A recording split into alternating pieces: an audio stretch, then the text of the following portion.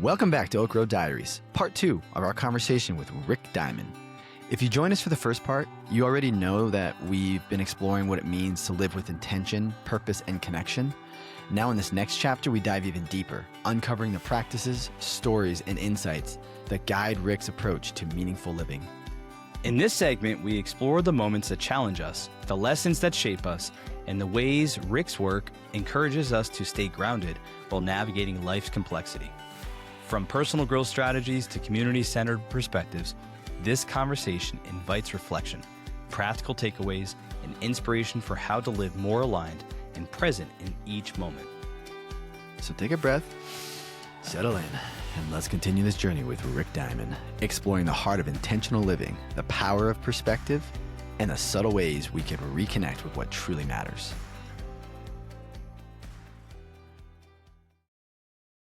Hey, beautiful, gorgeous, eternal soul having a human experience filled with adventure and excitement and pain and joy. This is Rick the Story Healer. Congratulations. I promise, it depends where you look. That will tell you how you're doing. Watch for your brilliance. Watch for your beauty. It's everywhere. So here's to letting it all go. And so I taught college English in East Texas for 10 years. Very conservative, very old school community college. Yep. Yeah, I loved it. I absolutely adored it. I taught in such a great 4 period. men's Seemed like you'd be a fun teacher to prisons. watch in English, man, because English got to be, I've got to be honest, I slept in a lot of grammar and a lot of English classes. Everybody hates You were it. literature, though? That was your Everybody hates focus? it. I was all of it. I did grammar. I did Wow. intro to lit. I did world masterpieces, American masterpieces. I could see it created being a fun, creative though. writing program. It was a blast. I adored it. I absolutely adored it. And was in my first marriage. And, the thing where according to the script, you go to college and then you get married and then you have children and then you get a job and then you da-da-da-da. Man, I was in it. Because remember, my strategy as a little kid was to survive. I'm going to be a good boy. Yeah. Right. And the script So would tell me help the you script. survive, right? Exactly. For sure. And But the script was that's- opposite from what you grew up on, it seems. So you're like, all right, this is the track I'm gonna fix this. That's I'm a great gonna be better. observation. I'm gonna be better, right? I'm not going to make the same mistakes they made. I'm going to do Yeah. better than they did. I'm going to fix it. Yeah. Sure. Danger, Will Robinson. Like that's not I'm whatever came before. I'm not going to do that. Sam doesn't if know you- where that's from. That's so old. It's the 60s. If you Oh, so said good. anybody who is saying, I will never do that, like, the phrase, what you resist persists. Yeah. Like, I will never do that. Yeah. You're going to do it. Like that's coming. It's on its way. Just Yeah. look for it.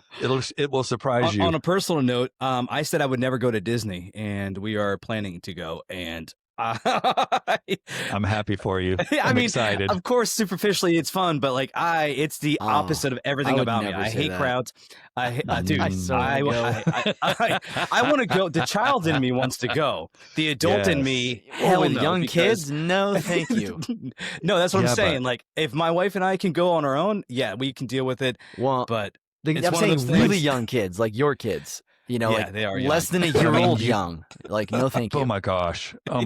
But you get to go to the Star Wars land. I mean, I'm just Oh, that's saying. cool. I Harry mean, Potter, come on. though, you got to go to Islands of Adventure, Harry Potter, They're Hogwarts. much, Come man. on. I got a 10-year-old, I got a 2-year-old, and a 1-year-old. That's, I don't know what they're gonna do, but the You know 10-year-old's gonna be more aware of things. So As we say in the South, I'm going to pray for you. I'm going to pray for you. I need all the prayer, man. I'm gonna pray for you. I need patience. I need some serenity. So Well, anyway, Danger Will Robinson, getting back to that. So you're following the script. I was following the script. I was teaching an extra class to make extra money. We had 2 kids. I'm doing all the things, and I'm volunteering at the school, and I'm being so good. And it looked fine, and I was getting really mad. Like I was not happy. Yeah, I'm doing And it. but that didn't make any sense. Mhm. Do you know what I mean? Like in here, I was really off. So I just doubled down on being more good. Mhm. Like I won a teaching award. I had a endowed chair for teaching excellence. They named a teaching chair after me. I was the star volunteer at the school, and I was chewing tobacco and eating and not sleeping and angry and exhausted. And so it was really hard. Do you know what I mean? Because I couldn't connect these parts of myself or resolve these parts of myself. And then, just to make it more fun, the spirit of the universe starts throwing in spiritual awakenings into the mix, which is even better because I'm just falling apart and I've got it together and I'm so pleasant. Yeah, the turmoil inside you're like, wait a second, this is and then I'm working. starting to like having these vivid dreams. And then I'm in our little Methodist church prayer chapel for the Easter vigil, and I'm like seeing a vision, and I'm seeing like what feels like God, and I was like, what, that can't be right. And then it's a tree that's a craggy tree with no leaves on a windswept cliff, and I'm looking up at it, and I'm sitting in the little chapel, and I'm looking up and seeing this thing like in the spirit, and I'm like, what is happening? What is happening? Side note, were you on any drugs at the time? Not yet. You're like, and all of a sudden I had an awakening. I was in my living room. Right. It was totally straight, totally sober. Not yet. Totally sober. I never took psychedelics until 3 years ago. So I didn't have any context for any of this stuff. Dang. So I go to the pastor, who was this really great guy. His name was Lawrence. And I said, I am having some big spiritual awakenings that make no sense whatsoever. What am I supposed to do? I'm so unhappy. And he was just this very wise guy, really beautiful. And I think it was because I was an English teacher that he gave me this assignment. He said, have you ever read a book of the Bible as a book? And I said, I have no context for what you're even talking about. What does that even mean? Like, isn't the Bible the thing that you quote things out of to tell us how to behave? You don't read it from front to end, right? Believe? Is that right? And I think a couple of times growing up as a good church kid, I was like, I'm going to read the Bible all the way through. Sure. And I got to Leviticus and I was like, that's it. I quit. The laws. It's too hard. Third chapter. I'm not going to read the law. Right. I'm out. He assigned me to read the Gospel of Mark. And he said, think about the Gospel of Mark as a book with a beginning, a middle, and an end, and a protagonist who is Jesus, and a series of supporting characters. And there's a conflict that rises to the climax of the crucifixion. Just go read it. And I did. And like the top of my head came off. And I was like, oh, this is the expression of a group of, like, this is constructed on purpose as a story. Like, this moves through a story arc. So I started studying about where the Gospels come from. And here is a group of people, a community who were handed down an oral tradition, and they created this story as a way of expressing their experience. I was like, okay, wait. Is everything an expression of people's experience? What is going on?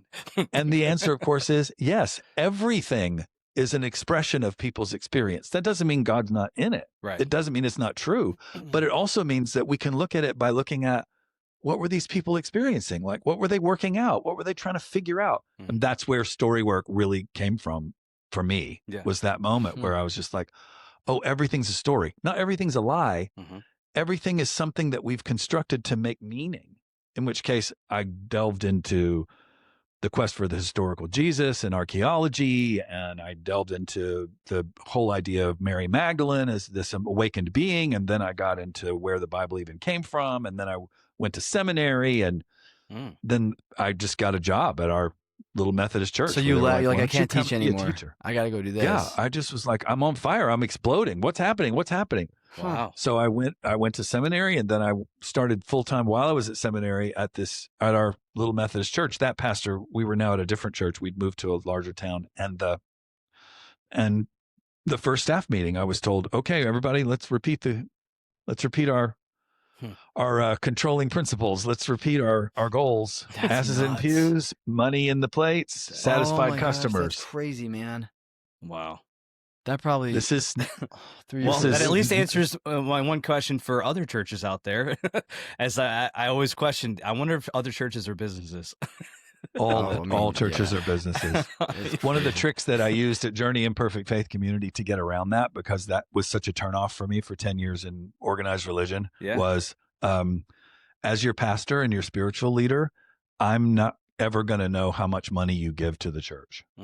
Like, you cannot ever tell me, nor will I ever know how much money you give or don't give, because it was a way of getting around this idea that these are all supposed to be satisfied customers. Yeah. It doesn't work like that. On a real spiritual journey, if somebody comes in and sits down one day for an hour and gets what they need and they leave, that's a success. Yeah. Do you know what I mean? As But it's all opposed it to, should be. we need to retain members and keep you happy and please keep you giving. Like, that's such bullshit. It's it's the money machine. It's business. Do you know what I mean? It's creepy. It's the opposite of what it should be. Yeah, thank you. Get out of my Thank head, brother. Thank you. Thank you. I mean, yeah, that's just okay. That's interesting. So you during that time, were you doing any of your other, kind of what you're doing now, or was it really just kind of locked in on helping the members of that church? And the thing that I'm doing now ended up coming from what I learned in a hurry in being in ministry, because I was the education pastor and I was an associate and I was helping with worship, and we were doing what was then called contemporary worship because we were trying to be cool. Oh, and yeah, whatever. contemporary. Were you feeling better at this point, or were you still feeling crappy? No. Oh, no. I started having a migraine a day. It just got worse. I was bad. What happened was that I figured out really, really quickly, don't fix it for people. Like, somebody comes into the office and says, I'm really sad, or I'm really going through something, or I really have big questions. And the thing that we all are trained to do in our world, in this world, is fix it. Because they're trying to make it go away. Especially men, right? Men as we're problem solvers, right? We have this innate problem solving. So if you have men that are rolling the church, you're like, all right, I got you. What do you need? Well, yeah, that's a good point. Handled. Yep. So there's a scripture in this may be where you're going, Rick, and I'll let you kind of finish. There's a scripture in our we read the Bible. We also read something called the Book of Mormon, which I'm sure you're familiar with. It says, "Mourn with those that mourn, and comfort those that stand in need of comfort." And I always wondered what the difference was. What you just said was, don't comfort those that stand in need of comfort is fixing it, and sometimes you need to do that. But a lot of times you need to mourn with those that mourn, which is what I think you're alluding to. Like, don't fix it. Agree. Wow. Completely agree. I think there's so many times when you look at the Jesus stories where all he does is he's just with somebody. Do you know what I mean? That's true. Like, yeah, right. And he'll just say, he's just chilling with them, hearing. I'm just here. He's just, I'm just here. I'm not. There's no problem to solve here. There's nothing to fix. Yeah, like it's including in John when they bring the woman. It's a totally trumped up story, right? It's a setup where they're trying to set Jesus up. They're trying to set this woman up. Yeah. The woman caught in adultery. Like, what is that? By the way, where's the guy? I'm just saying. Yeah. Right. Anyway, they come what in. this is a pivotal story of Jesus, right? Like, hello.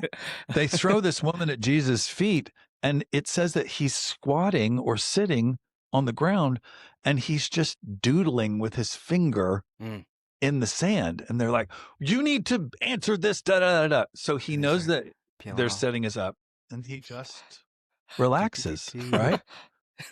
And then he says, well, okay, are we doing this today? Is this what we're doing? Great. All right. Well, you guys all know about how the ritual of stoning works. Have you guys got the stuff in place? Are you ready to go? Has everybody brought their stones? Is everybody ready to? Okay. Who's the official accuser? Can I see the hands according to the law of Moses? You are? All right.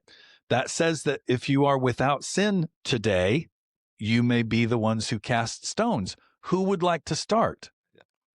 Like, the whole time, he's not fixing anything. He's not fixing anything for this woman. He's not fixing anything for these people. He's just being a mirror for them, right? And when he's a mirror for them like this, they're all, and it said, and the text specifically says, the oldest ones first, like, put their stones down and say, well, shit, that didn't work, right? So then they all leave. And the youngest ones are like, I'm still, okay, whatever. So then then he says to this woman, where are your accusers? Like, that's what I'm talking about not fixing it for people. Right. Like, he doesn't say to her, let's talk about your behavior today, or let me tell you why this is not. He just is with her in her own process. What I learned early on is the absolute best thing I can do is just be with somebody in their process. And the more I trusted that, the more I trusted God was in that, Spirit was in that, their inner wisdom was in that, the more I believed that if I just held space, that the thing that they needed would present itself. Like, there was magic happening. There was alchemy happening. There was wisdom happening. There was possibility happening. I don't need to fix that. what are you kidding? I don't even know what the hell's going on half the time. I'm just here. Besides, the thing that people usually tell you first is not the thing that's really going on. Sure. Do you know what I mean? Yep. That's Right? just the Yeah, tip they of the complain iceberg, whatever's right? the most superficial thing that they can complain about. And Right. they're like, wait, that's not So it. that's the presenting symptom, but that's not the thing. Right. Right. So I really learned about this. And this is where, for me, this practice really became real, was just being with people and saying, so what do you what it's basically saying, you know, the answer, it's in there. We're going to go find it together. Yeah. Yeah. Yeah, you're the guide. It's the whole hero's journey, right? You're just the guide. You're not Yeah. the hero. No, I mean, I'm it's- Gandalf, Yeah. right? That's They- my they're job. the hero. You're just the Yeah, guide. they're right? the hero. Yeah. For sure, they're the hero. For sure, they're the hero. Mm-hmm. And what happens sometimes too, you guys may have seen this too in friendships and relationships. What happens sometimes is somebody will get close to what they're trying to understand or answer or take apart or figure out, and they back off. Mm. Do you know what I mean? Like Huh. they get close to it and then they're like, I don't. What do you I'm think not causes ready that? yet. They either I think it's consciously. fear. Okay. I think it's resistance. I think Okay. there is resistance within us to change. Mm. And sometimes when I've gone through big periods of really beautiful, meaningful change, immediately afterwards, some shadow piece of me that doesn't want to be this healthy will come up and go, I'm just going to throw a fit about something right now. You know what I mean? Like Yep. that's not. I it's- can it's- definitely attest to that, where people, I've talked about this intentional life, and that's too exhausting. And I'm like, really? You think that's exhausting? You think that's hard? Like, the way we're living in default Right. is That's exhausting. Yeah. Try That's defaulting till you're 60 or 70 or 80 and then you just drop dead. I mean, there's Yeah. like, look at all the men who, when they retire, they just drop dead. Yeah. Right. They didn't, their meaning, the deeper place in them, they were never paying attention to it. They were Right. never feeding it. They were never honoring it. They were just up here Yep. all the time. And then, you know, the outward framework for their identity, which was their job, Yep. is not there anymore. Done. Put X millionaire wherever. He's like, I'm 70 years old. I've made my businesses. I've done all this. Now what do? I have no Right. purpose, or they either die and they don't know how the chance for it. I had a conversation like this a few weeks back with a colleague and a friend, and basically I said, I don't understand how people could just be so greedy. You know, I'm shorthanding, like, you're a millionaire, billionaire, whatever it may be. You got enough money. I don't know why there's this, I need more, and why not give more? All right, this is the constant parable that's always going in my head. Like, why is society just, why can't we all just get along, and why can't we just provide and help each other? Why is this Right. this innate competitive, I got to be better, I got to be more, and the hell with all of you guys? I just don't understand that. Maybe you can kind of. You didn't get an answer for that? No, oddly enough. I'm very disappointed right now. I thought you were going to tell us because I want to know. I left you guys on the cliffhanger there. Next episode, I will tell you. We're asking the wise. The Oh. wise men. I do know a number of people who have a lot of money, and when I ask them how much is enough, they don't understand the question. Do you know what I mean? Because we're Wow. programmed with scarcity. Mm. I think in our culture at a deep level, Mhm.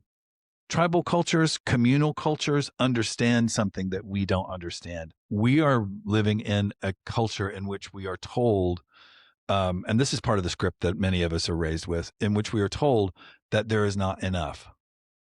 If the deep fear is there's not enough, Mm. there's not enough to go around, there's not enough for me, then the fear is, if I don't work harder, if I don't get more, if I don't acquire more, if I don't perform more, if I don't climb, if I don't achieve, if I don't, Mm. right? Yep. Then I'm not going to be okay. I'm going to be bad. I'm not going to be loved. I literally had a woman that I was working with a number of months ago say, if I quit this job, she was talking about the job she hates. She makes good money. She said, if I quit this job, I will not be loved. Wow. I mean, super Not sad. if I quit this job, Yeah, I won't pay my bills. I won't be loved. That's yeah. Right? Wow. That's so deep in us. Yeah. It's our programming. It's the script that we're raised in. So the idea of saying, wait a minute, there's enough. I'm good. I'm okay. It's so counterintuitive. It just doesn't make any sense. Like, how many times do you just, speaking of you guys awakening us to move out of our defaults and into intention. Yeah. How many times do we shop on default. Do you know what I mean? Like, yeah, sure. I'm just going to go to Target. Like, I'm just going to sleepwalk through Target. I can tell you, I sleepwalk never do, Rick. I don't shop ever. I love sleep shopping. I do it. I'd I'm love to not be kidding. able to. I do. I've done it. And the worst is doing it when you're hungry. Oh, dude. No. I can't do it. I can't do it. I had part of my spiritual awakening was to get in touch with like my relationship with food, because I was using food to mask my 100%. emotions. Yeah. Do you know what I mean? Sure. Yeah, I totally get it. Like I have to, part of my intentionality is Walmart to pay aisle. attention to my food. Like it's hard It is. because it's deep. It is, yeah. Yeah, it's very deep. And I think it's deep for a lot of people. I mean, Yeah. I mean, you go to, you kind of get over certain things, but just an example would be like, oh, I can't have homemade chocolate chip cookies just chilling in my house because they'll disappear, you know? And they'll and so like, I know, I'm like, oh, can't you just have it in that cabinet? It's like, maybe, but like, I just don't put it in the house. And then I don't have to worry A about little it. side note, Jared will make 1 or 2 cookies at a time. Literally cooks up 1 or 2 cookies at a Gotta time. control it, man. Control the flow, Impressive. Rick. Yes. Respect. Respect. Respect. We talked about control. I'll sit there just watch him like he's like a safari animal, as he's got his little tiny thing of ice cream. How is he doing that? It's incredible. It's a specimen, I tell you. You can't make any noise, otherwise you'll scare him. I'm behind glass. Don't know. tap on the glass. He's having his moment. I need to also tell you before we forget this, I also, when I left ministry after 30 years, went through a big ego death because it was that same question. You know, we were talking about a few minutes ago, like, this is my identity. This is my job. This is my, how I prove who I am in the world. And I'd gotten divorced and I was single for a couple of years. And then I fell in love with this amazing person whose name literally is Christina Wisdom. That's awesome. Like that is her name. That's awesome. And so when we started dating, I was like, can I change my name to Rick Wisdom? And she was like, well, I'm going to stay Christina Wisdom. So she's still Christina Wisdom. That's awesome. Married. We've been Christina. married 6 years. So there's his ego death, we moved to Santa Fe to get a fresh start. You know, it was COVID and we were just like, what if we just rethought everything? She has her own really beautiful, brilliant career. She'd been to seminary, but she's also a lawyer. And I went to Santa Fe and we lived in a house there that was beautiful and, you know, looking at the beautiful sky and the whole thing and being in the mountains. And I didn't realize it, but hilariously, I had like a true biblical adventure, gone to the desert, you know, to like die. A part of me needed to die. Yeah. And I realized that I was so attached to, I can only serve God, honor my soul, and help people in the church. Like that was, I did not know that was a part of my script. Interesting. But it had been there for 30 years. Yeah, 10 years and 17. So yeah. Plus the 3 years that I'd done seminary and been like apprenticing. Well, plus you taught 10 years prior to that. So you're a teacher. You've been a guide for 40 years at this point. Right. Wow. So I really thought I am no good I guess I'll just work at, I don't know, I'll go to Home Depot. Like I didn't know. Where were you working at the time? Nowhere. I just was, I needed to stop. I got you. I just needed to stop. Sure. Okay. I was teaching part-time for a spiritual direction program because I do spiritual direction with people, which I really, really love. And I was doing some online courses with some people that I knew that had signed up to support me, which was really, really great. But I was really just lost. And I had to get down into a really deep place where I said, maybe I have value and worth, and maybe I get to be here. And it's not about being in that container in that way anymore. And it was really hard and it was great. And something in me broke open and then new things were possible. Who knew? Because the old thing needed to go. Do you know what I mean? So now, did you start right away from this ego death? So a couple of years went by, you were working part-time. Did you start life coaching? And when did that kind of come into, okay, this is what I'm going to do now? 3 years ago. 3 years ago? 3 years ago. Wow, yeah. okay. And it was when we moved back from Santa Fe. We lived in Santa Fe for 2 years. And then we said we really missed Austin because we've been here for a long time. And we missed our people and we missed community. And we did not want to go to church anymore. We wanted to just rethink the whole thing. And I thought, what do I really, really, really want to do? Like in my heart, like what from here? I don't even know how this would work. I don't, can you make a living doing this? I have no idea. Right. But what if I just did this thing that I'm really good at, that I love doing, that I've done for a long time? What if I just offered that to people and I just put it out there? And then I have clients all over the world. I lead retreats. I'm writing a book. It's so great. Yeah. And it was all about being in flow and being open to the spirit. So no more stress, no more migraines. Well, I shouldn't say stress. Stress is loose, but no more migraines due to the turmoil that you were in. I have a migraine a quarter. Okay. I think it's just a little leftover or something to say, And for a long time, for years and years and years, I was taking like migraine prevention medicine on a daily basis. And then when I got invited to do a psychedelic plant medicine ceremony 2.5 years ago, they said, well, you can't take that medicine because it doesn't work with this thing that's going to happen in your brain. And I was like, what am I doing? What am I doing? Isn't that okay, crazy? I'll stop taking it. Was that a pharmaceutical medicine. that you got prescribed to you? Yeah. It was like from my psychiatrist because of stress. Yeah. And gotcha. I had taken it for 20 years, something like that. So longer. the psychedelics ceremony, was that a hard decision to actually do that and make that choice? The thing that led me into it was that a very, very trusted friend. This was not like, get together with friends and do drugs. This was a trusted friend for whom this was like, I'm choosing to do this as a healing modality. Was it ayahuasca? No, but it's related to ayahuasca. It comes from that same world. It comes from that same tradition, but it's a particular kind of medicine that's nicknamed heart opener. And you don't trip out into the universe. You're present and awake. Oh, very interesting. How our mind is busy. In this particular kind of ceremony, the mind just quiets. Awesome. Which is really, really helpful. And and I think all of the great mystics, I think the prophets, I think all of these people throughout history, East and West, the yogis, everybody, whether it's through meditation, breath work, whether it's through plants, whether it's through mysticism, whatever, the quieting of the mind so that we can be present to what's going on inside of us opens us up to the spirit that's always present. Yeah, I believe that. Yep.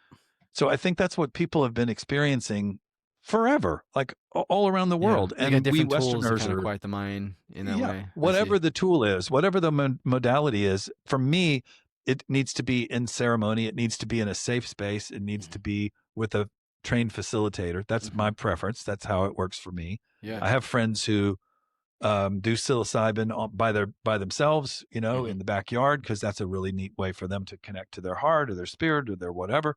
That's fine too. I mean, that's their choice, but I prefer to be in a container, in a ceremony with other human beings, and then we can go deeper together. Yeah. So that's for me. So it was less like trippy. You were really more present, it sounds like. Yes, because I need to be present. Like, it's easy for me to just wander off in my head into space. Do you know what I mean? Yeah. Like I can just daydream and then be. I mean, look at the mural behind you. You can tell that. I mean, that's bam. That's his mind going. Yeah, that's right. I'm just saying. And I love reading, and I love studying, and I love spirit stuff. I love theology. I love philosophy. All of that stuff. So for me, it's very much about being in my body and being grounded and being present. And that's where the real work has happened for me too. In that way. Now, your retreats that you do you handle that, or is this not even something you do? You mean about plant medicine? Yeah, the plant, like this specific heart opening, that's just something you did on your own. You don't do these type of retreats yourself. Correct. My retreats that I lead are about story work. So like, for instance, I did a men's retreat a couple of years ago for a large organization here in Texas where we talked about, the theme was, what did they tell you? And the whole retreat was, what did they tell you about what a good boy is? What did they tell you about what you were supposed to want? Did they tell you about what would make you happy? What did they tell you about what was taboo or bad or wrong? And, 40 men unpacking that together is really powerful. Super powerful, yeah. We're comparing each other's stories, and we're also like, oh my God, I never thought about that. Or, oh, me too. And then the next thing you know, and then like we included drumming, and we did really beautiful like breath work. And Sunday morning we had a whole ritual where we said, this is what I'm choosing for myself. You know what I mean? So that's the kind of stuff that I do. I've done 2 retreats this year where I led, I used the Hansel and Gretel fairy tale, and we talked about the idea of being abandoned and wandering and lost, and then knowing, oh, I already know the way home. I know who I am. I know how I'm supposed to get home. So That's cool. I'm just getting to do cool stuff. That is cool. That is really legit. So we'll have to definitely connect with some retreats that we want to do. That's how the Happy Atrium started, Rick. Was what? That's our story. That's our story. What? Yeah. That's our story. Yeah, the Happy Atrium, man, like it started out that we wanted to do wellness retreats, a variety of wellness retreats, showcasing self-care practices with awesome people such as yourself, Wow. teaching people. So we're going to get there one day. For sure we are. You know, for sure we want to get there. Oh man, my head's just going crazy with all the different type of potential retreats that I want to do. And obviously coming across you, we're going to have to link up with something in the future here. I'm down. You're down. Now, have you done, is it just men retreats, or do you do other both retreats? All the above. Co-ed. Okay. Yeah. All Cool. of it. Cool. What's interesting too about I don't know about y'all's experience, but for me, there is something that can happen when a retreat is just men, because men are, it's in some ways in front of women less likely to open up. Yeah. But what's interesting is that when guys are all together for a while, it's like, so as quickly as possible, I want to help them break down their resistance to Jared's point earlier, to vulnerability. Yeah. Right. I want to and I've got so many hooks and tricks to use. Especially with to the co-eds. I mean, I find that like with the co-ed, let's get out. Like, you know, the hell with the men's retreats, because it's easier to be vulnerable, right? To a degree. Right. But with women, like that, if you want to grow, guys, this is the time. Let's do it in front of our wives. Let's do it in front of our girlfriends, our partners, whoever. That's the real growth. It's going to burn. It's going to suck. But man, she's going to respect you. He's going to, whatever your partner is, they're going to respect you so more as a partner. And when men and women can actually listen to each other, because so much of what's happening in our culture is we're so polarized and we're so against each other. When men and women can listen to each other, that's an alchemy can happen there, where people can really start to actually understand each other and accept each other and accept themselves. And that's, and then you do the same thing. It's like, oh, you experienced that too? Oh my gosh, I felt that too. We don't know that. Do you know what I mean? We're all in our little silos. Jeez. Well, you'll go to these. I've been to a couple of men's retreats myself, and they've been powerful for me. And I've always thought, man, I would like to be at one of these with my wife, because you can experience these things together and like go back and learn together and grow together. Yeah. Continue to grow, right, and build on it. Before I forget, so you obviously your big thing is listening and helping people uncover their story, but then there's a kind of rewriting of that story that happens, right? What are some of those things, like the tools that you're using to help people with that? Like the whole question for me, it's a great question. The whole thing for me is not, okay, now I'm going to write a new story. Okay. Like that was when I was first formulating this idea over many years, I realized if I just write a new story to sort of sub in a solution, that's not it. So what I suggest instead is, okay, well then what would it be like? And this totally tracks with what you men are offering to people. What would it be like for this to be an adventure? And you're creating it as you go. And when you guys talk about intentionality and being awake and being aware and being involved, like this, how do I want my life to look right now? How do I want this is it? Yeah. Once I see, for instance, this woman that I was talking about earlier, she says, I was supposed to be the good girl. I was supposed to be perfect. I was supposed to be whatever. When we get past what I was supposed to be, then it simply becomes, what do you want? Right. That's the question over and over and over. What do you want? What do you want? And so to your point, Jared, I have a lot of tricks and tools and meditations and exercises to give people so that they can like actually delve into, well, what do I want? And what kind of life do I want to be living now? And if my concept of what a woman is supposed to be, or what God wanted from me, or what I was supposed to be as a man was like this, and I'm open to rethinking it. What do I want for myself? What do I want to co-create with God? What do I want to co-create with my family? What do I want to co-create with the universe? What is the need in the world that I want to respond to? I mean, it's wide open. So have you ever Okay. found anybody that'd be like, yep, this is what I want? Or is it always a adventure for them to figure that out? Or after they have this awakening, is it like, this is what I want? Have you ever had those experiences with people? Or is it the obvious, nope, it's an adventure for them? That's a really good question. I think, Sam, I think it's always an adventure. I think Sure. even if somebody said, you know what, I did this whole thing. Now I want to do this other thing. You're like, wait a second, hold up. No. Like, I mean, if somebody has real clarity about what they're after, that's great. Sure. And at the same time, again, I think that it's a mistake for us to just like, oh, problem solved, fixed, new thread, new job. I'm good. I'm thinking all the type A people out there, like that are very rigid and structured, and they feel like they might need to have that answer right away, right? Okay. Right? If that's Great. the case, right? I mean, Whatever. Because their wisdom is driving this anyway. Sure. If somebody, like, none of us is going to be fully awakened in this lifetime. Like, that's not a thing. Like, all of us are in process. All of us are, what does Ted Lasso say? I'm a work in progress, right?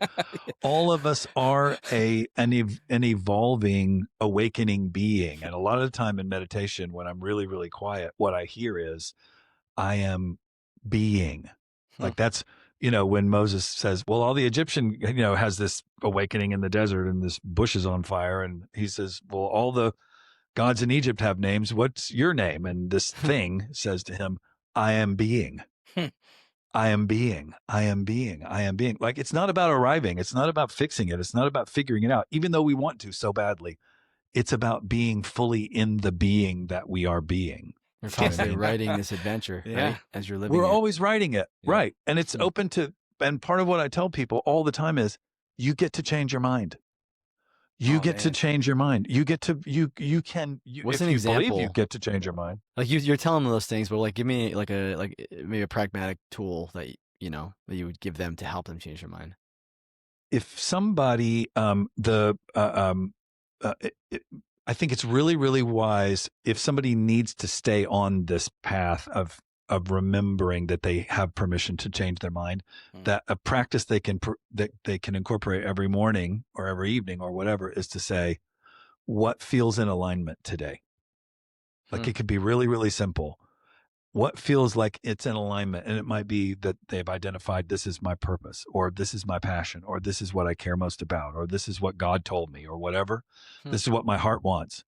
Like, am I feeling like I'm in alignment with that thing, with that resonating? And then the question becomes, well, if it's not in alignment and it's been 20 days in a row that it's not in alignment, is there something that you want to change? Is there something that you want to adjust? Is there something that you want to fine tune? You don't have to throw the baby out with the bathwater. Maybe it could just be, I just want to add this one practice. It might be as simple as somebody saying, I told my boss no. Yeah. For the first time ever. And then they just let that with them. We just watch and see. I'm like, okay, can you get back to me in a week and tell me if you're still alive? Do you know what I mean? Like how you're doing? Are you okay? Because of course they're going to be okay. Of course it's going to be fine. But this is they just went through a big step. So then we observe, right? We just observe. How does this feel? Okay. How is it working? The alignment thing. Yeah. Yeah. Oh, that's powerful. It's a great tool. That is a very simple, powerful tool that I am going to, number one, adopt in my own personal life. It's intentionality, right? Yay. It's literally a perfect. And I was just about to say, you guys are already doing it. It's the same thing. Well, yeah, but right? We're looking we for try tools, like different things, right? Where it's we try, right? Where it may not feel in alignment. I'm going to use on that, where our tool that we're using every day leading up to now may not be, right? And to be fair, that's not a question that I even put into my day. Right. So in some degree, there is still defaulting that's happening where it's, Jared, I know your schedule pretty well. Like, I can tell you what Jared's schedule is, in his morning routine. Like, maybe that has become his default, and to switch it up with this. Is this feel in alignment for me today to go to the gym right away? Right. So that's it's a simple, powerful tool. Thank you, Rick. Well, there, And it could be too, it could be that that question gets introduced into a marriage, or that question Sure. gets introduced into the way we're supporting children, or that question gets introduced into money. Yep. Do you know what I mean? Yeah. Is this pattern in alignment with what we really, really Okay. are choosing? I'm gonna build So on that for a second. going back. No, Sam, you go for it. Okay. You go for it, buddy. So I'll remember going mine. back to the rich people, right? I'm just going to say the billionaires out there. Mm. Does this feel in alignment for me in this life, in today, right? We can single it down to the day, but I think greater is, does this feel in alignment for my life? Bingo. Switch the paradigm, right? Switch. Maybe it's not. I haven't even thought about it as a, my. I'm gonna name drop here. Elon Musk. No negative things at all, but maybe that's an answer or a question that someone like him might need to ask. For sure. Is does this feel in alignment for me to do this? Anyone like him, A, B, and C person. I think that's the golden ticket right there, is just to get people out of that default setting just by asking that question every day. I wake up every day, I'm grateful for the day, but right after that should be, what feels in alignment for me today? Yeah. That's a simple tool. Thank you. Yeah. Jared, you were going to map on with something. Yeah. So kind of building on that, it has to do with the law of attraction. Mm-hmm. And so for many, many years, my understanding of the law of attraction, I won't give this may be pretty obvious once I tell you this, but basically I've always thought that, hey, like I am something, right? Put on, I am this, I am a great husband, I'm a great a father, right? I am a worthy this, or, I am this and that. And I heard something the other day, have you ever heard of the program called Mind Valley? At Mind Valley, they put out a lot of fantastic content. Yeah. I think, is it Vikram? Anyway, the gentleman who started it, I just saw this ad on YouTube, right? Because I had a subscription to them and stuff. So anyway, he said this idea of the law of attraction. We always say like this, I am, and I'm like, literally, like, that's why it hit me with like a ton of bricks, because he goes, I don't do that anymore. He's like, what I do is I think the law of attraction is very real, but in order to really engage it properly, you need to say, why am I fill in the blank, right? I am a great husband. No. Why am I a great husband? And then you start answering it. Why am I such a loving, present husband? Because I serve my wife. I find ways to serve her every single day, right? I find ways we go on dates every night. I make sure I hold her at least once, and I kiss her daily. So you're answering those questions, so you're therefore then attracting that, right? Because you're subconsciously and then consciously trying to live that out.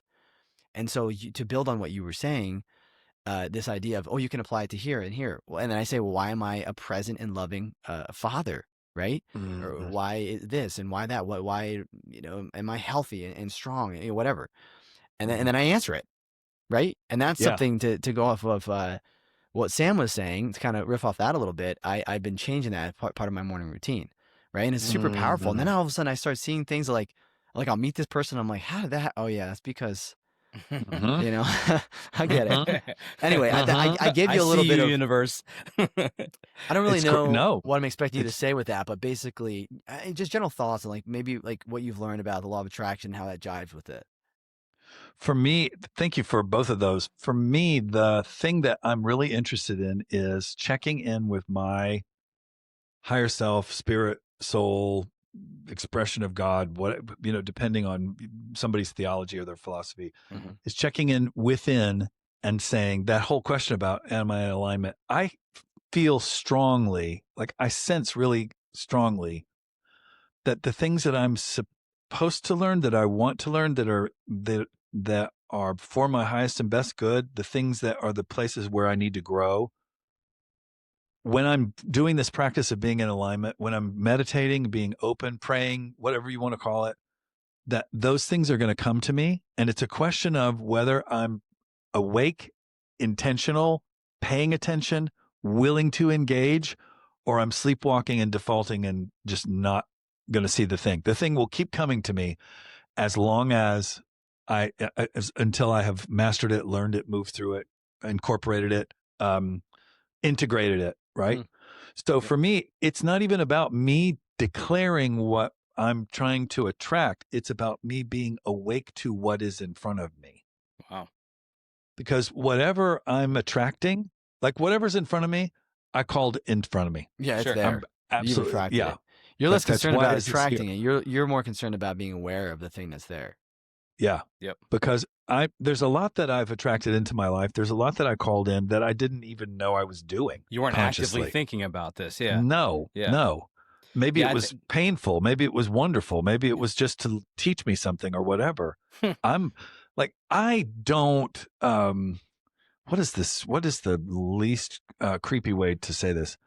I'm not interested in trying to sell something. Do you know what I'm saying? To anyone, including yourself. Period. Yeah. Because it's just not that. Then that's me trying to make people give me something. Right. Right. Do you know what I mean? Do I have a website? Yes. Do I have a social media presence? Yes. Do I put out a video every day? Yes. Do I tell people what I'm doing? Yes. Do I want people to know that this really beautiful thing is happening? Yes. Mhm. And then it's my job to let it go Right. and say, I trust that there is something happening that's way bigger than something that I can figure out. And so for me, the law of attraction is really about my intention being as open as it can be to say, okay, universe, okay, God, okay, source, okay, soul, what are you putting in front of me? What is my response to this? How can I be present? How can I learn from this? How can I be loving? How can I be of service? Then the rest takes care of itself. Because, I mean, there is a great tapestry of meaning and being and beauty that is happening that I'm sure as shit not in charge of, which is good. Which is good. Yeah. The master creator, right, is in charge of that. You're just trying to be aware. Right. That's an awesome way to look at it. Where, right, so many people that are on this self-help guide, this law of attraction is a stressful thing for them to a degree. I've heard, opposites of both. The law of attraction is great. It's I have everything in front of me because of this is what I wished upon it. I made gratitude for the things that I don't have as if I had it. That whole law of attraction. Right. But what you're saying, reiterating that, where you don't even think about those items. You don't think about what you're trying to attract. You're just existing to what we're trying to do, which is basically be aware and intentional. When I find myself in a loop around the thing that I don't have that I want, and then I think I'm going to manifest that. I'm going to get into the law of attraction. I'm going to make that happen. Yep. There is this little voice of wisdom that says, why do you want this thing that you don't have? What scarcity mentality are you in that you're saying that you don't have this thing? Wow. You're like that's a place of saying it's not enough. And then I think about, our elder brother Jesus saying, or why are you guys so anxious? Like, could you just look at flowers? Like, do you have you looked at birds? Like, remember birds? the lilies. Right. Hello. Yeah. What Yeah. do you notice that birds do not build barns? Do you know what I'm saying? Like, just if your Father in heaven, like if spirit, if source, if the whole universe is taking care of their needs. Yeah. Do you not think that your needs are going to be met? And of course, the answer is no, Jesus, my needs are not going to be met unless I make it happen. Like that's the mindset that he's combating. It's the same thing as when there's the classic feeding of the 5,000. All these people have come out to the country to hear Jesus talk. They're getting crowded, and the disciples are all freaking out because there's all these people, and they're taking on responsibility. And they go to Jesus and go, you should dismiss these people because this is going to be really bad, and they're going to be unhappy. And here's our flow chart about meeting people's needs and quality customer satisfaction, blah blah blah blah. And he just says, well, you could feed them. Like you could feed them. Do you have anything? And some kid says, I have lunch. Right. They're all like fish. He's totally fighting their sense of scarcity and their view of the universe, that resources are limited. This kid says, you can have my lunch. It's a poor people's lunch. It's, dried fish and barley loaves. And Jesus is like, great, let's just use that. I read in seminary years and years ago, a teacher who said, so then what happens clearly is nobody walks out into the country without some food in their pocket. Like nobody is going to walk out into the middle of nowhere without Basic some logic. food. Yeah. Yeah. Everybody has a canteen or something. So when this kid gives his lunch to Jesus and Jesus says, "You guys, anybody?" Anybody else Everybody's got more? like, Yeah. Oh, that's I mean, an I got interesting an apple. perspective. You're saying Super everybody just threw it huge. into the pit. I mean, Right? I remember growing up, like, yeah, he took this and broke it apart. That's the story that was told, but And then he broke the Never bread, have I ever thought and then about the- miraculously, what does he break it 7 million times so that Right. there's enough for everybody? right. Like what's really happening is that Jesus, this is a story about What a different perspective. combating scarcity. Yeah. Like the fear that his students have about this situation is the same fear that we have. We're dude, if I don't make this happen, it's not going to happen. Who's going to Sure. take care of this family if it's not for me? I have to feed my family. I have to pay the mortgage. I Yeah. have to whatever. And Jesus is like, you just are not seeing how the universe really works. Mhm. Like how the universe really works is that your Father in heaven cares for you. Whatever understanding of Father in heaven is Sure. for people, right? No, but he So was a for master me- teacher of these universal principles, right? These Hello? universal celestial principles. Yes. He was the master at it. Mm-hmm. Yes. Yes. He's in it. Like when he says, do you not see that the kingdom of heaven is all around you? Like, do you not see that the kingdom of heaven is within you? Do you not see that this is the kingdom of heaven? If you have ears to hear, anybody? Is anybody in there? And then he'll be like, okay, that's not working. Okay. So yeast, you put it in dough and then it rises. That's like this. Yeah. Anybody?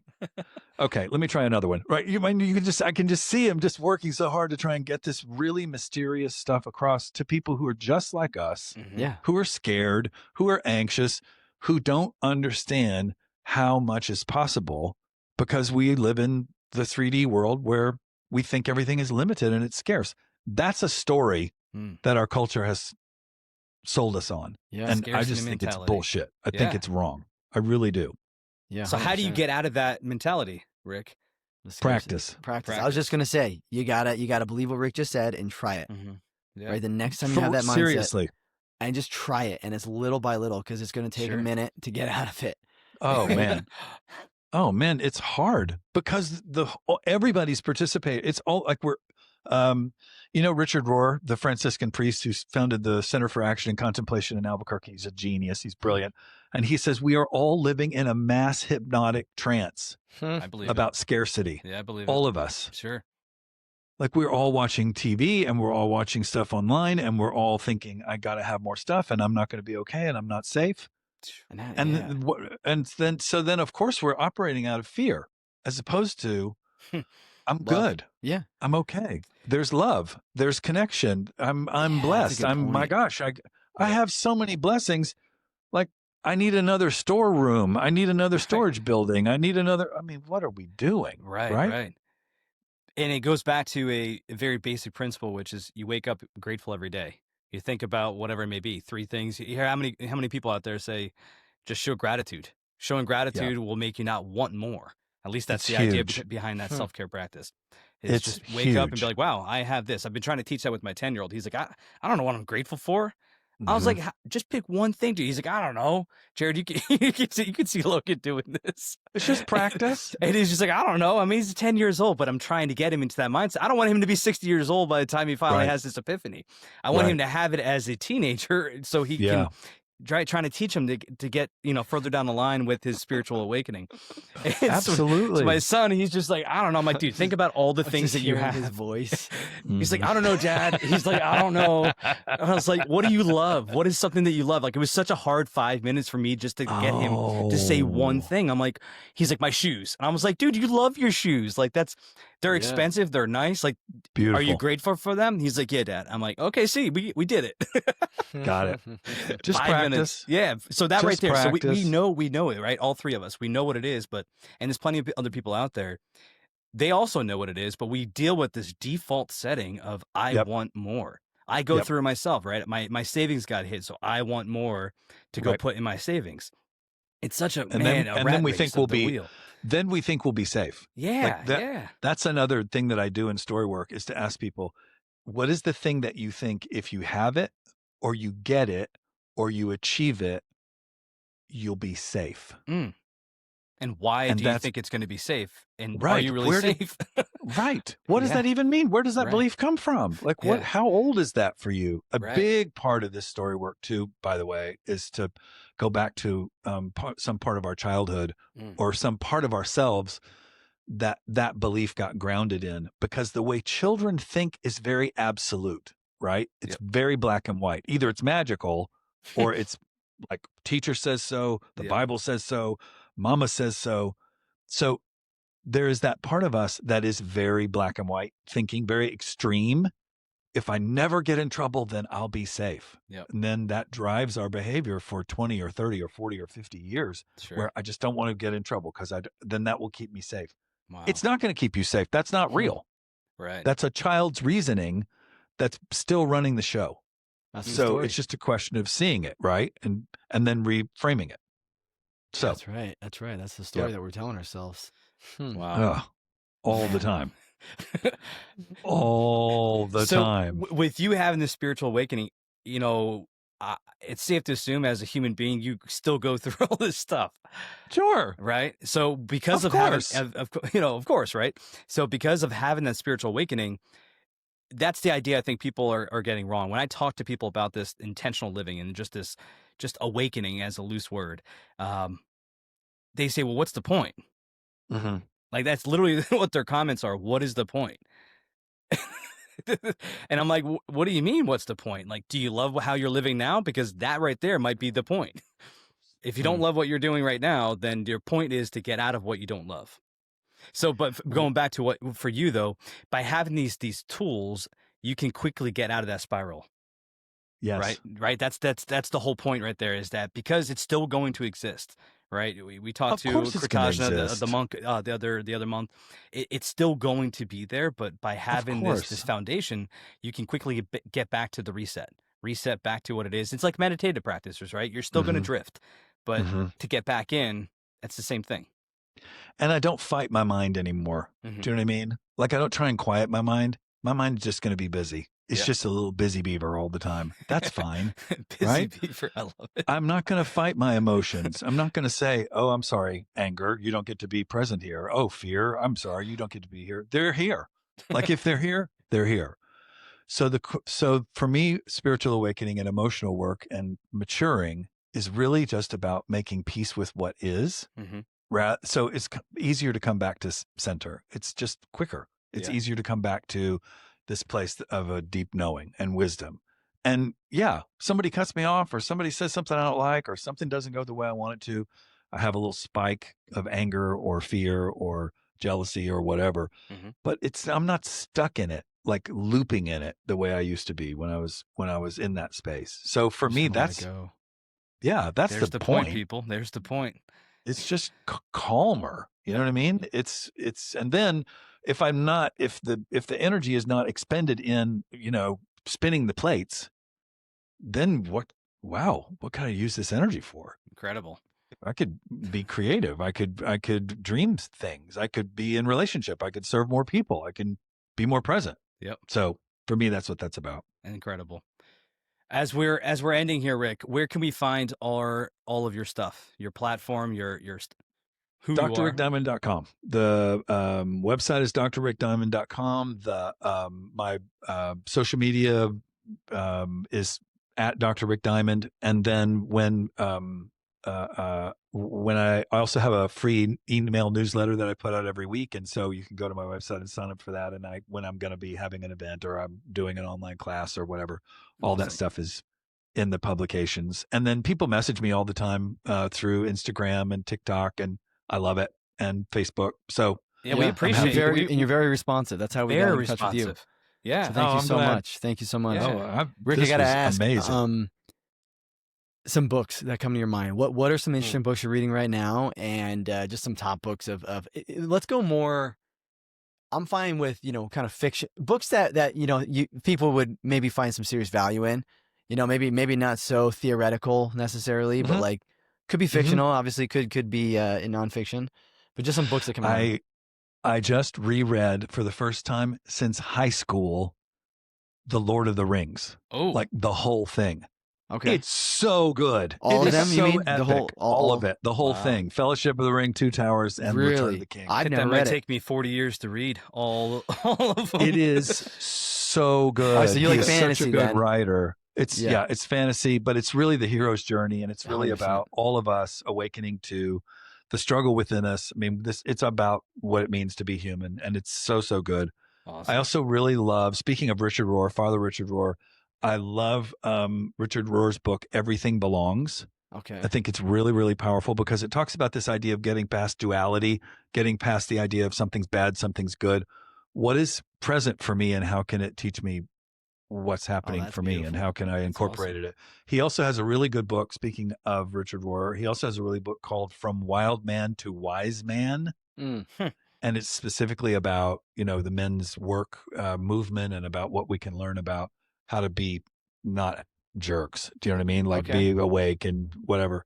I really like, speaking of, we were talking about plant medicine earlier. Mhm. I really liked the larger discussion in Michael Pollan's book, How to Change Your Mind. Yeah. I want to read that. That's on my list. Because he talks about psychedelics, but he also talks about the idea of how the brain works and how we do meaning making. For Yeah. me, that's what this is all about, right? Yeah. Yeah. My wife, That's right. my wife is reading the new book by Elizabeth Gilbert, and I apologize, I don't know the name of the new book, but she talks about addiction, and she talks about recovery, and she talks about relationships, and she talks about telling the truth, and it's supposed to, All the way my to the wife is river. just- Yes. Yeah, I just looked it up. Yes. That's it. That's What's it. it called, That's it. Jared? What's it called again? All the way to the river. That's it. Yeah, It's her amazing. memoir. Yes. Huh. Okay. Also, I also am very. What's the other one that I was going to recommend? The tentative title for the book that I am writing, and that I'm almost finished with the draft that we will then get people to look at, and the whole thing. The tentative title is From Should to Shall. Oh, that's awesome. And then it has a little subtitle like Story Work and You Living the Life You Choose, or something like that. But the idea would be that we're moving out of, this is what I should do, or this is what I'm supposed to do, or this is my default, as you men do with people. And I'm Wow. moving into, this is what I'm choosing to do. So I love that. That's Man. Fantastic. Thank Yeah. you so much, man. I Thanks. can't even imagine your library and how. Oh man, Oh just yeah. the amount of books. I mean, I'm starting to build a little. I've got. I do a lot of listening as well. I love listening to audiobooks as well. yeah, On the move. yeah, I exactly do what I too. do. I love it. Yeah, it's so fun. obviously reading and on the move and stuff. Yeah, I mean, I just finished one called Fanatical Prospecting. So that's just. Was it about prospecting? It's all about prospecting, and basically don't stop complaining, and like you gotta, like, if you're trying to grow a business or anything like that, like everybody needs to be a salesperson, and it just breaks Wow. down. That's Yeah, awesome. so I just read that. That's one of the ones that like I prefer to read, because I can Mhm. highlight and take notes, stuff like that. I so, need to, if I'm like trying to learn this, Yep. yeah, I need to be able to underline stuff and make notes and draw a star in the corner and all that. that's My right. book that I'm reading right now, I actually have a lot of them, but the one that comes to mind is Joy at Work. Joy at work. Joy at Work, yeah. So which is, it starts off where it talks about, what does it mean to even have a joyful occupation, right? The default of I need to go do this, or maybe in the area that you're in, it's Mhm. it's maybe I'm a minor, maybe that's their default, but getting people out of the default of what Mhm. we think work should Mhm. be like. I remember I was Mhm. reading it, a small little passage where someone saw it at my work, and they just chuckled. Like, what Joy at Work? Okay, Those two Sam. don't exist. They don't coexist. I was like, but they can. I said, right? You hear it all the time. If you love what you do, it's not work. I Hello. love, my work, Rick, is on my full-time job is I teach people, right? I'm a teacher as well. I'm not an official teacher, but I train individuals to do a new hire onboarding of whatever their specialty might be. Oh, wow. So I've been doing that for going on 14 years now. Wow. So I love teaching people. That's Yeah. in me, where I love seeing personal and professional growth in people. Just that's what life is all about, right? Just Great. growing. If you're loving it, then it's working. That's it, How's right? that? That's it. Hey, Yeah, right. absolutely. Thank you so much for joining us on this episode of Oak Road Diaries. We really appreciate you, and we really, really do hope that it added even the tiniest bit of value to your life. If you felt that the conversation resonated with you, we invite you to share it because you really never know who needs to hear this today. You can find more tools for intentional living and the 7 pillars of transformation at thehappyatrium.com or connect with us on our socials at thehappyatrium. We'd love to see and interact with you there. Until next time, keep tending to your inner child, one breath, one step, and one story at a time. Take care, and we'll see you down the road.